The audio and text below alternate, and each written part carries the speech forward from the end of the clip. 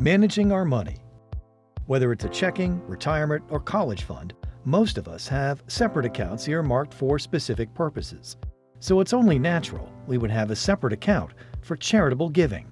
Quick and easy to establish and inexpensive to maintain, a charitable giving account, also known as a donor-advised fund, is an attractive alternative to a private foundation.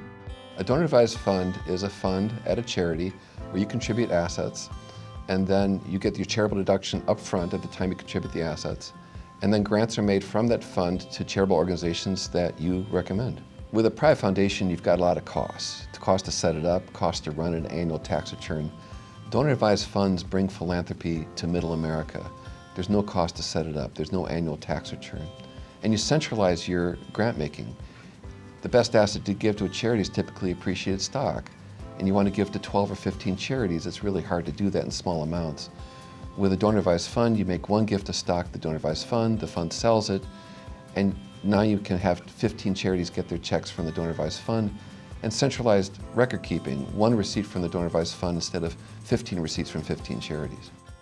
Founded in 1978 on the belief that charitable giving should be the responsibility of many and not just a select few, the Greater Kansas City Community Foundation is one of the largest and most entrepreneurial community foundations in the nation, serving donors across the country at all levels of giving. We work with donors one donor at a time. Donors tend to give the way they live. So if a donor is spontaneous and relationship-based, then we find they want us to celebrate their giving with them. If a donor is more strategic and deliberate in the way they live, then they tend to want us to connect them with the highest level of thought leaders in a particular area, and we'll work with them to make sure they're having the greatest impact possible.